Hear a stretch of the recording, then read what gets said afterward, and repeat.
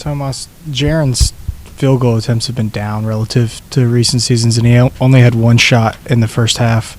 I guess in your opinion, what's the reasoning behind that? Yeah, it's true. He's shot, I think, like two attempts less this season than his average. His efficiency has been up, though. I think he's shooting the best true shooting of his career. Obviously, for us in this situation, we would love to have him more involved in the offense, still coming out of the flow of the offense. Like right now, like today, I'm looking at this and these numbers are what they are. Can't really trust them, but we had 29 fast break points, 21 second chance points. In a game, we score 109 points. So obviously, the half court offense is not in sync, and Jaren definitely could help us there. Hey, Coach, what positive can be taken from this game? I do think there's a lot of positives there. Cam Spencer has established himself as one of the more dangerous shooters in the whole league and has ignited from our bench together with Vince Williams, who hasn't played in almost a year and a half. So those are very positive things for us. Overall, I do think we have sequences within the game where we play with energy, where we play with very high focus. It's just in no way in extended periods that you need to compete against a team of the level of the Rockets currently. Coach, going back to Jaren, would you consider it, because you mentioned the efficiency would you consider it a priority to get him, more looks on the offensive end, and just how do you go about that process? Definitely. When you look at what are we lacking at the moment, it's a lot of shot creation. Jaren is a proven shot creator, especially in one-on-one situations, whether it's on the perimeter or on the inside. And we had sequences early in the game where we looked to go inside to him. I think the ball was tipped twice or out of his hands or off the passer's hands. And after this, maybe there's a moment of being discouraged of not getting the ball there, and we got to get over that and look to get the ball in his hands more.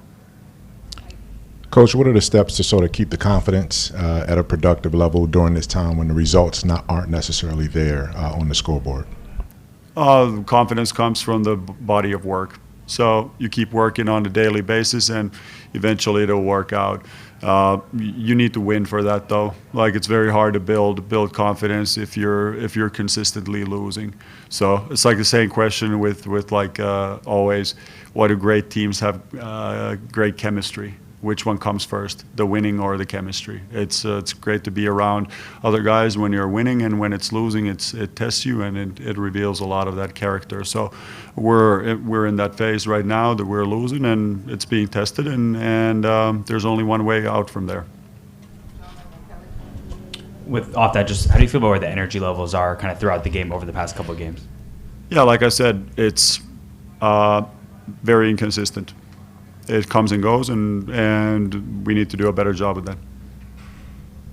You talked about the half-court offense still being a work in progress. In terms of allowing Ja to figure things out on his own, there wasn't a ton of communication between him and you tonight. Is that just a process of the flow of the game, or how would you characterize that? I thought we had pretty good communication during the game, and mostly, if you look at how basketball has evolved over the years, the communication happens a lot in dead ball situations.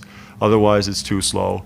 When you look at Houston's defense, for example, they're a very strong half-court defense when they're able to set. So basketball has moved away from calling plays in live play. So it's more in dead ball situations, coming out of timeouts and like this. And overall, I think our offense right now is, both from a player and ball movement standpoint, very stagnant.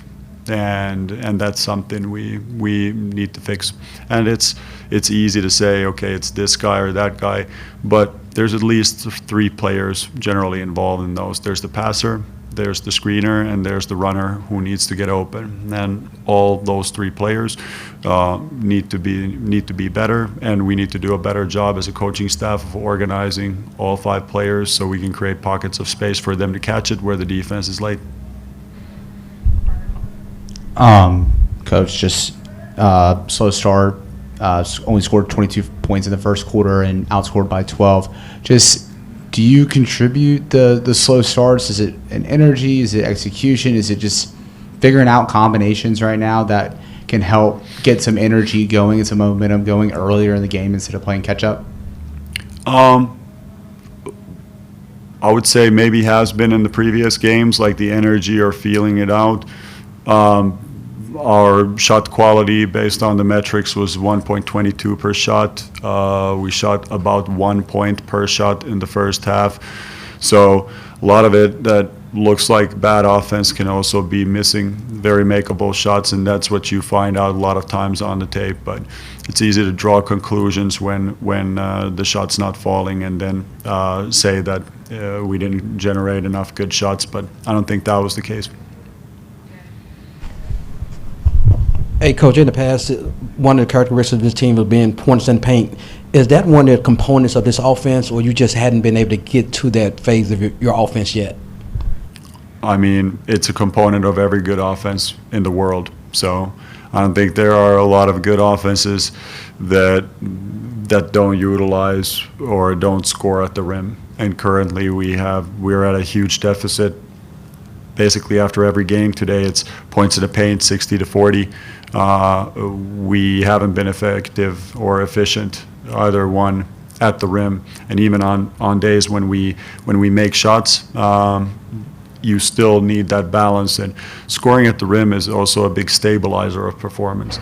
So you can talk about averages, and you can talk about like rolling averages and season-long samples of three-point shooting, but there's more volatility involved with the shooting, and you want to have through the possession game, so that's rebounding, controlling the turnovers, but also scoring close to the rim, getting to the free throw line, because those are relatively stable, or should be relatively stable from game to game, and it's something we're not getting at the moment. Thank you, Coach. Thank you.